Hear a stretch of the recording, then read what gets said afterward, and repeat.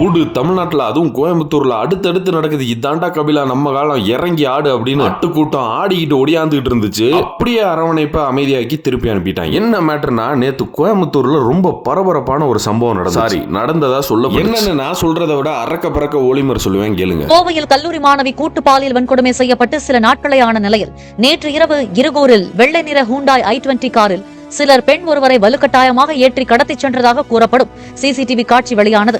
பெண்ணின் அலறல் சத்தம் கேட்டு அவ்வழியாக சென்றவர்கள் அருகில் செல்ல முயன்ற போது அந்த கார் அவசரமாக புறப்பட்டு சென்றது. அதாவது இந்த ஒரு சம்பவம் நடந்ததுக்கு அப்புறம் நேத்து காலையிலேயே கோயம்புத்தூர் கமிஷனர் தெளிவா சொல்றாப்ல, இல்ல அந்த பொண்ணு அந்த இடத்துல கத்துன மாதிரி சவுண்ட் கேக்குது, அது ஃபேமிலி ப்ராப்ளமா கூட இருக்கலாம், சிசிடிவி கேமரால அந்த இடத்துல மட்டும்தான் பதிவாயிருக்கு, கடத்தப்பட்ட மாதிரி எதுவும் கம்ப்ளைண்ட் வரல, என்னன்னு விசாரிச்சுக்கிட்டு இருக்கோம் அப்படின்ற மாதிரி சொல்லியிருந்தாருங்க. அவர் இந்த சிசிடிவி ஃபுட்டேஜை வச்சு ஒரு விஷயம் சொல்லியிருந்தாப்ல, அதுதான் கடைசியில உண்மையா என்ன அப்படின்னா, அங்க யாரும் கடத்தலாம் படலையா, அது ஒரு குடும்ப சண்டையா.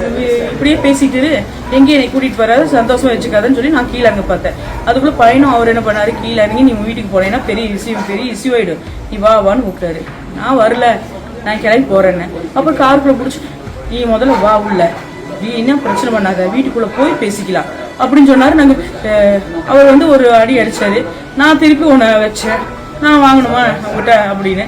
அப்புறம் அதனால பையன் இது ஏன் இப்படி மான மரியாதையெல்லாம் வாங்குறீங்க, முதல்ல எடுங்க கார் எடுங்க. இதுதான் நடந்துச்சுங்க சார். ஏண்டா அவதாட்டா பெரிய வேலையை பார்த்து விட்டு போயிட்டேன் அப்படின்ற மாதிரி நேத்து கோயம்புத்தூர் போலீஸ் பூரா பாவம், ஐயோ அடுத்த பஞ்சாயத்தை இழுத்துட்டாங்க, நம்ம தலையில உருள போகுது அப்படின்னு போலீஸும் அரக்க பறக்க தெரிஞ்சுச்சு. ஆனா இவங்க ஆசுவாசமா அது எங்க குடும்ப சண்டை அப்படிங்கிறாங்க. ரோட்ல வச்சு நியூஸ்ல வர அளவுக்காடா குடும்ப சண்டை போடுவீங்க.